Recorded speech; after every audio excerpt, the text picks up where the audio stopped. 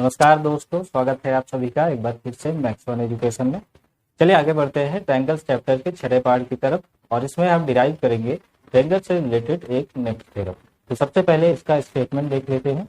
इसके स्टेटमेंट में हमसे ये कहा जा रहा है कि अगर आपने दो ट्रायंगल ऐसे ले लिए जिनके करेस्पॉन्डिंग साइड्स का रेशियो इक्वल है तो उनके करेस्पॉन्डिंग एंगल भी इक्वल होंगे और साथ ही साथ दोनों ट्रायंगल सिमिलर होंगे। ये हमें प्रूव करना है। तो आइए इसको समझते हैं। सबसे पहले हम इसका फिगर ड्रॉ करेंगे। इसके लिए हमने क्या किया, यहाँ पर दो ट्रायंगल ले लिए। तो एक ट्रायंगल हमने ले लिया यहाँ पे ABC, इसका नाम हम लिखेंगे ABC। और इसी तरीके से हमने एक दूसरा ट्रायंगल ले लिया DEF। तो यहाँ पर हम दूसरा ट्रायंगल लेंगे, इसका नाम हम लिख देंगे DEF, कुछ इस तरीके से। अब इन दोनों ट्रायंगल में जो इन्फॉर्मेशन दिया गया है सबसे पहले उसको हम यहाँ पे लिखेंगे। तो जो दिया गया है उसको हम यहाँ पे लिखेंगे गिवन। तो हमें क्या दिया गया है, इन दोनों ट्रायंगल में साइड्स का जो रेशियो है वो इक्वल है। तो हम यहाँ पे लिखेंगे in triangle ABC and triangle DEF दोनों में करस्पॉन्डिंग साइड्स का रेशियो इक्वल है, यानी AB अपॉन D ये इक्वल है AC अपॉन DF और साथ ही साथ ये इक्वल है BC अपॉन EF। इसको हम मानेंगे equation number first. Next step हमारा होता है टू प्रूव। क्या प्रूव करना है उसको हम यहाँ पे लिखेंगे। तो हमें यहाँ पे प्रूव करना है इनके जो करेस्पॉन्डिंग एंगल होंगे वो इक्वल होंगे, यानी जितना एंगल A होगा उतना ही D भी होना चाहिए, जितना एंगल B होगा उतना ही एंगल E भी होना चाहिए और जितना एंगल C है उतना ही एंगल F भी होना चाहिए। तो इसको हम यहाँ पे लिखेंगे। क्या प्रूव करना है, एंगल A एंगल D के एंगल B ये इक्वल होना चाहिए एंगल E के और साथ ही साथ एंगल C ये इक्वल होना चाहिए एंगल F के। ये तीन चीजें हमें यहाँ पे प्रूव करनी है। थर्ड स्टेप हमारा होता है कंस्ट्रक्शन। तो यहाँ पे हमें कंस्ट्रक्शन की जरूरत पड़ेगी, तो इसलिए हम यहाँ पे कंस्ट्रक्शन को भी लिखेंगे। तो कंस्ट्रक्शन में हमें क्या करना है, इस वाले ट्रायंगल में हम AB वाली साइड को मापेंगे। जितना इसकी लेंथ है उतना ही हमें इसकी इस वाली साइड में से कट करना है। तो जितना AB है उतना हमने मेजर किया और यहाँ पे इसके बराबर हमने यहाँ से एक साइड कट कर लिया। मान लीजिए इसका नाम है DP। इसी तरीके से AC को हमने मेजर किया और इसी के बराबर हमने यहाँ पर भी एक कट लगा दिया। मान लीजिए इसके बराबर यहाँ पर हमें एक साइड मिल गई, ये हो गया DP। अब इन दोनों पॉइंट को हम ज्वाइन करेंगे, यानी P और Q इन दोनों पॉइंट्स को हम ज्वाइन करेंगे कुछ इस तरीके से। तो जो हमने किया है उसको हम यहाँ पे लिखेंगे। तो हमने क्या किया, कट किया DP को AB के बराबर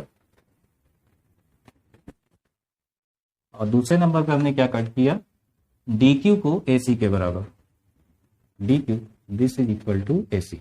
किस ट्रायंगल में से कट किया, इन ट्रायंगल DEF। तो हम यहाँ पे लिखेंगे इन ट्रायंगल DEF, कुछ इस तरीके से। हमने इतना काम यहाँ से कर लिया। अब इसके बाद इस रिजल्ट को हम लेंगे। तो आइए नेक्स्ट स्टेप हमारा होगा प्रूफ। यहाँ पे लिखेंगे प्रूफ। अब इन दोनों रेशियो को सबसे पहले हम यहाँ पे लिखते हैं। तो हमें यहाँ पे दिया गया था चूंकि AB अपॉन DE ये इक्वल था AC अपॉन DF, इसको हमने यहाँ पे लिख दिया। अब यहाँ पर आ जाइए, AB की जगह देखिए DP है, जितना AB है उसकी जगह हम DP लिख सकते हैं। तो AB की जगह हम लिख देंगे DP। तो AB की जगह DP लिख दीजिए, D जैसा है इसको हम एज इट इज लिखेंगे। इधर आ जाइए AC की जगह हम लिख देंगे DQ को। AC की जगह हमने लिख दिया DQ और अपान में DF, कुछ इस तरीके से। तो DP अपान D ये इक्वल आ गया DQ अपान DF के। कहने का मतलब इस ट्रायंगल में DP अपान D ये इक्वल हो गया DQ अपान DF के। तो किसी भी ट्रायंगल में अगर ऐसी कंडीशन आ जाए तो यहाँ पर ये दोनों साइड हो जाती हैं पैरेलल। तो इसका मतलब यहाँ पर हम लिख सकते हैं EF और PQ ये दोनों पैरेलल होंगे। तो अब हम यहाँ से लिखेंगे देयरफॉर इस कंडीशन से हमें क्या मिला, जो लाइन PQ है ये पैरेलल मिल गया किसके, EF के।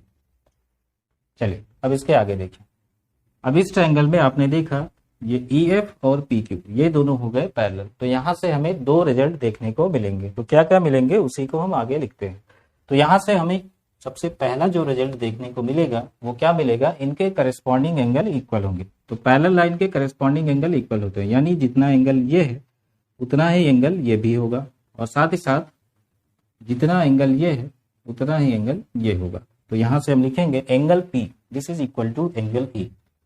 तो एंगल P ये हो जाएगा एंगल E के इक्वल, और साथ ही साथ एंगल F ये हो जाएगा एंगल Q के इक्वल। हम यहाँ पे लिखेंगे angle Q this is equal to angle F। इसको हम मानेंगे इक्वेशन नंबर सेकेंड।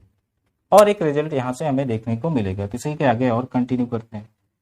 तो यहाँ पर हम लिखेंगे दूसरी चीज हमें क्या मिलेगी, अगर किसी ट्रायंगल में एक साइड के पैरेलल कोई लाइन ड्रॉ कर दी गई तो यहाँ पर दो ट्रायंगल हमें देखने को मिलते हैं, दोनों ट्रायंगल सिमिलर होते हैं और दोनों के करस्पॉन्डिंग साइड्स का रेशियो इक्वल होते हैं।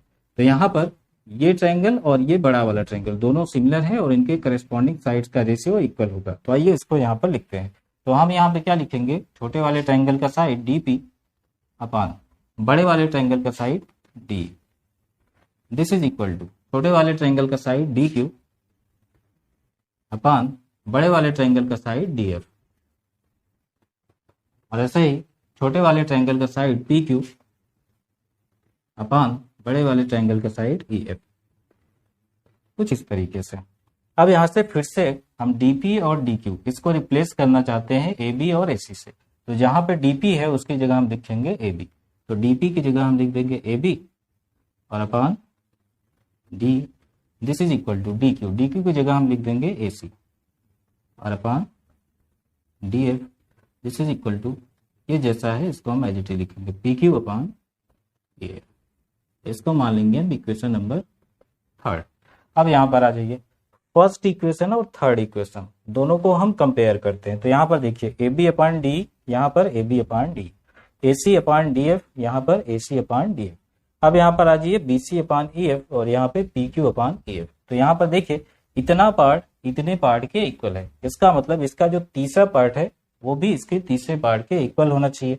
तो यहाँ से हम फर्स्ट इक्वेशन और थर्ड इक्वेशन को कंपेयर करेंगे। तो हम यहाँ पर लिखेंगे comparing equation first and third, comparing equation first and third, दोनों को कंपेयर करके लिखते हैं। तो यहाँ पर हमें क्या मिल रहा है, BC upon EF, BC upon EF this is equal to, यहाँ पर आ जाइए PQ अपान EF, PQ अपान EF। अब देखिए EF से EF कटा तो यहाँ पर हमें देखने को मिल गया BC is equal to PQ, कुछ इस तरीके से।